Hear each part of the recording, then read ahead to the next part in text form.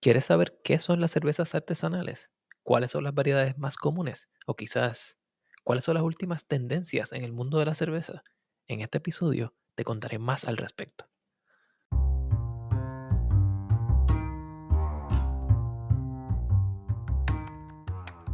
Bienvenidos al Food Engineer Podcast, un podcast dedicado a la exploración de alimentos y bebidas fermentadas.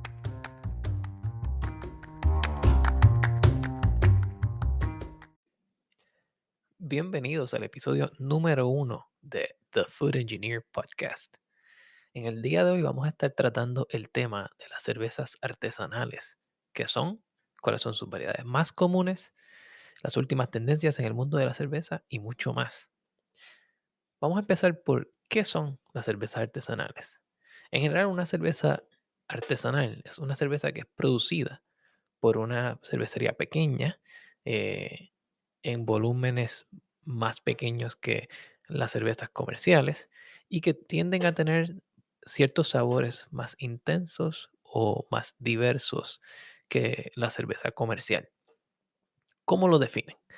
Bueno, en general, las cervezas artesanales son hechas por unas cervecerías que son pequeñas e independientes. Cuando hablamos de una cervecería pequeña, nos referimos en general a una cervecería de menos de unos 6 millones de barriles al año, o sea, en producción anual. Y en general eso es un volumen bastante grande. Si ponemos, por ejemplo, en comparación, existen varias cervezas de gran distribución, las cuales aún cuentan como cervecerías artesanales, como lo son Sierra Nevada o New Belgium Brewing Company, que hasta recientemente se consideró una cervecería artesanal. En términos de independencia, las cervecerías artesanales en general deberían tener menos de 25% de sus activos controlados por una entidad que sea no artesanal. Eso quiere decir que una cervecería pequeña, artesanal, que normalmente es de un único dueño, de un grupo de dueños, los cuales no tienen intereses en cervecerías de exportación comercial internacional. Y por lo general, al menos en Estados Unidos, el cervecero tiene que tener una notificación de cervecero. Eso se llama en inglés como un Brewer's Notice. Y eso está definido por el Alcohol, Tobacco and Tax and Trade Bureau, o la TTB, o TTB, por sus siglas en inglés. Pero, ¿qué hace una cerveza artesanal diferente al resto de las cervezas? Bueno, podemos hablar de las cervezas artesanales como unas cervezas con sabores más complejos y generalmente más intensos. Existe mucha experimentación con respecto a los ingredientes que se le añade a las cervezas artesanales, pero en general casi todas parten de los cuatro ingredientes básicos, que son malta, agua, lúpulos y levadura. En muchos casos podemos ver otros tipos de ingredientes como lo son especias, como lo son hierbas, puede ser semillas de cilantro, cáscaras de naranja o de china, café, entre otras cosas. Muchas de las cervecerías artesanales tienden a recrear cervezas históricas. Estamos hablando de estilos que son típicos de una región en el mundo, o en algunos casos estilos que históricamente fueron populares en algún tiempo y están siendo revividos para darnos un gusto de lo que fue popular en otra época. Algunos ejemplos de estos tipos de cervezas, si empezamos a hablar de ellas desde el punto de vista de localización geográfica, podemos mirar hacia Reino Unido. En el Reino Unido tenemos tipos de cervezas como lo son la bitter, o la Pale Ale. Son tipos de cervezas que tienen un poco más de lúpulo añadido, así que su balance tiende a estar un poco más cerca hacia la amargura o el amargor versus la dulzura. Ahora bien, este tipo de cervezas británicas o cervezas del Reino Unido, aunque se definan como cervezas amargas, no necesariamente son tan amargas como algunas que podemos encontrar históricamente en los Estados Unidos. Un gran ejemplo de esto es la llamada IPA o India Pale Ale. Esto es un estilo de cerveza que viene como resultado de recrear la Pale Ale o la India Pale Ale de Reino Unido en Estados Unidos y que en los años 70 y 80 vio una gran popularidad con el desarrollo de las cervezas artesanales en los Estados Unidos. En esta competencia general vimos como varias cervecerías empezaron a añadir más y más lúpulos en distintos puntos en el proceso de creación de la cerveza, creando un producto que tiene mucha más complejidad de sabor y a la misma vez una amargura mucho más intensa. Ahora bien, sabemos que esto no es para el gusto de todas las personas.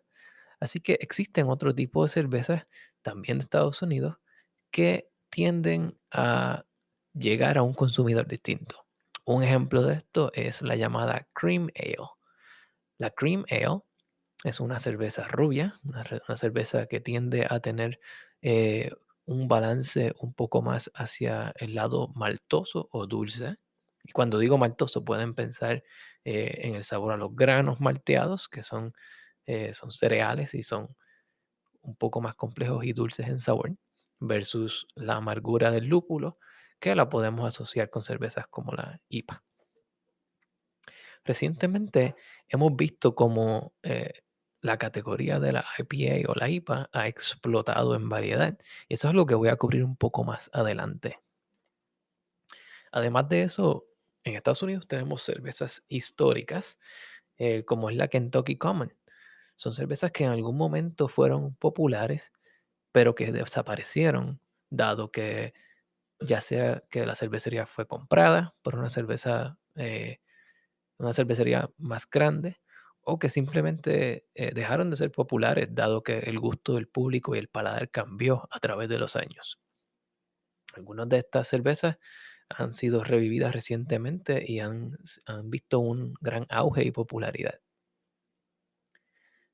Ahora pasando a Bélgica, en Bélgica se considera la cuna de muchos estilos de cervezas que últimamente han visto un resurgimiento. Las cervezas monásticas que vienen básicamente de las abadías o de los monasterios, donde los monjes utilizaban la creación de cerveza para varias cosas. Una es para sufragar los costos de la abadía y la otra es que por medio de la creación de esta cerveza, los monjes podían también pasar largos estrechos de tiempo consumiendo cerveza mientras estaban en ayuno. Un ejemplo de esto es durante la Semana Santa o en distintas épocas en las cuales es requerido el ayuno. Los monjes hacían tipos de cervezas que eran más fuertes eh, para poder pasar varios días en ayuno y poder mantenerse trabajando. Es necesario decir que en las cervezas monásticas son una variedad bastante grande y que existen pocas abadías, las cuales al día de hoy aún tienen esta certificación de cervezas monásticas. Y eso lo vamos a tratar en otros episodios. También de Bélgica tenemos las cervezas estilo Lambic. Son unas cervezas que tienden a ser de fermentación espontánea. Así que tienen amargura, pero también tiene eh, un sabor agrio, un tanto agrio como el limón o agrio que viene básicamente del ácido acético que es producido durante su fermentación. Y son un estilo muy único. Sin embargo, es necesario decir que en algún momento la mayor parte de las cervezas eran así. Eran agrias, eran complejas en sabor y vamos a tratar luego en otros episodios qué las hace únicas y dónde las podemos conseguir. Moviéndonos a otros países, podemos ver los ejemplos en Alemania. Alemania, específicamente de la región de Bavaria, fue por mucho tiempo una de las cunas de el movimiento cervecero, allá para los años 1800, o desde mucho antes, pero en los años 1800 vio un resurgimiento. Y Alemania producía una gran cantidad de maestros cerveceros, los cuales se veían como un activo, y muchas personas eh, querían tener maestros cerveceros alemanes por su experiencia y por la cultura. alemana de la creación de cervezas. En Alemania tenemos ejemplos como la Hefeweizen, que es una cerveza alta en contenido de trigo. Tenemos la Marzen, que mucha gente la llama Oktoberfest, ¿verdad? Existen varios tipos de cervezas que han sido servidas históricamente en la celebración alemana del Oktoberfest. Una de ellas es la Marzen, que es una cerveza de un color ámbar con un balance hacia la dulzura y con un cuerpo mediano. Este tipo de cervezas que están hechas para ser tomadas en grandes cantidades, ya que no obstruyen el paladar a la hora de usarlas como maridaje para la comida. Y moviéndonos hacia otros ejemplos de países, también tenemos la República Checa, de donde sale este gran estilo llamado Pilsner, que vemos muy comúnmente, pero cabe notar que el estilo Pilsner que sale de la República Checa es distinto al estilo Pilsner que viene de Alemania, que es distinto al estilo Pilsner estadounidense, y las categorías que hoy día se consideran como cervezas premium también son un poco distintas. La diferencia entre estas tiende a ser en términos de cuán amargas son, cuán intenso es su cuerpo o simplemente cuán livianas o bajas en calorías pueden ser en algunos casos. Y ya existen otras subcategorías dentro de las Pilsner que se dedican específicamente a Pilsner internacionales, Pilsner con otro tipo de granos u otro tipo de cereales, que crean cervezas mucho más livianas. Vamos a hablar de tendencias. En el mundo de la cerveza, las tendencias son como la moda. Consistentemente vemos distintos tipos de cervezas nuevas salir al mercado. También vemos estilos históricos siendo revividos. Y últimamente hemos visto una alta tendencia en un estilo de cervezas llamada hazy. Las cervezas hazy son cervezas que no son tan translúcidas como lo que estamos acostumbrados a ver.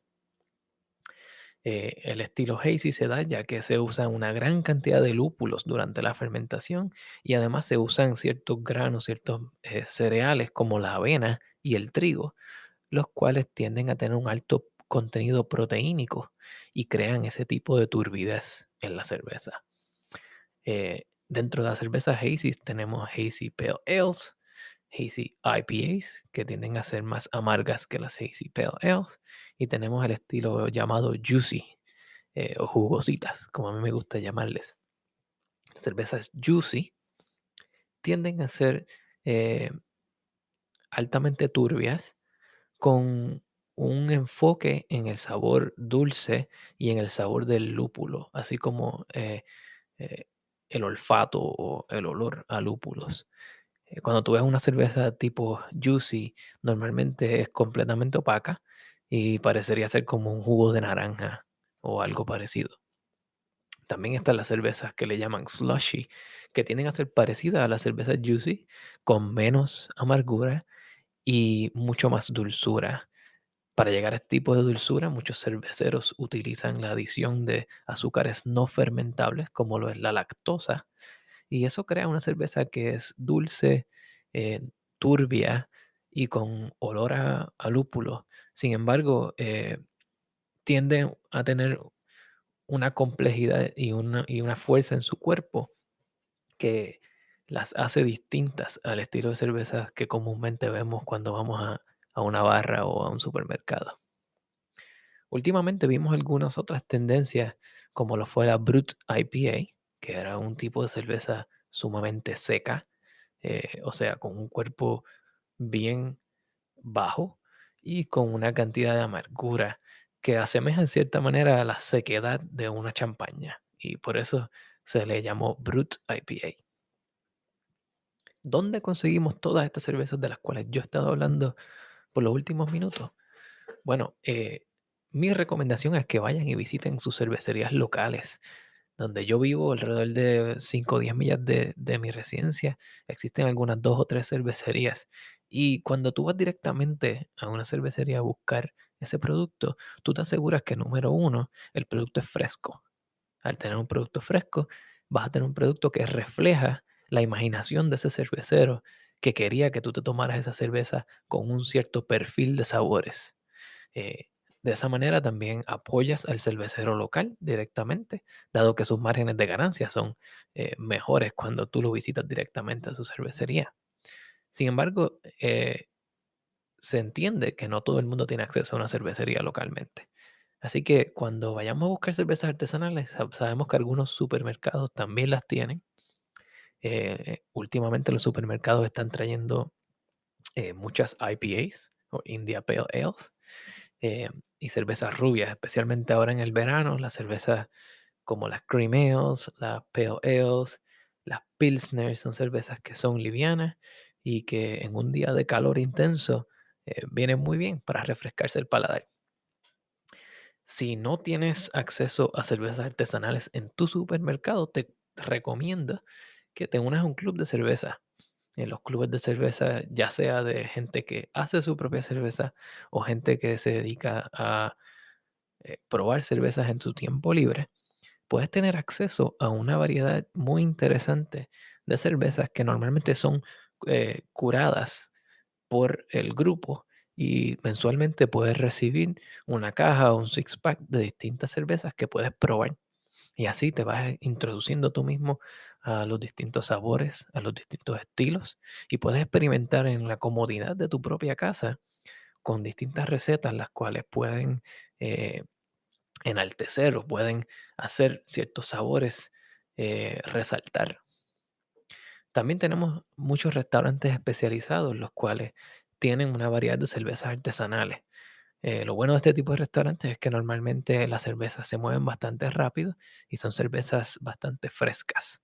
Así que si sabes de algún restaurante que tenga una variedad de cervezas, ve por allí y habla con el mesero o si tienen una persona que se dedica a recomendar cervezas, puedes decirle cuáles son tus gustos y esa persona puede asegurarse que recibas una cerveza la cual tenga una calidad y un perfil de sabores que se asemeje más a tus gustos o que sea un mejor maridaje para la comida que estés consumiendo en ese restaurante.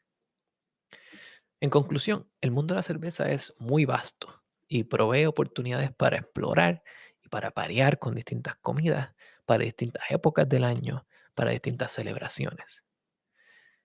Así que quédate por aquí y en el próximo episodio vamos a hablar de cómo se hace la cerveza, cuál es el proceso y cuáles son los ingredientes que se usan para hacer cerveza.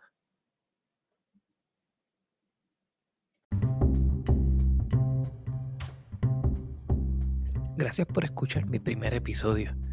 Quiero agradecerle al señor Paul González Manguel, al señor Carlos Camarras y al señor Pedro Lavezzarri por su ayuda para producir este podcast.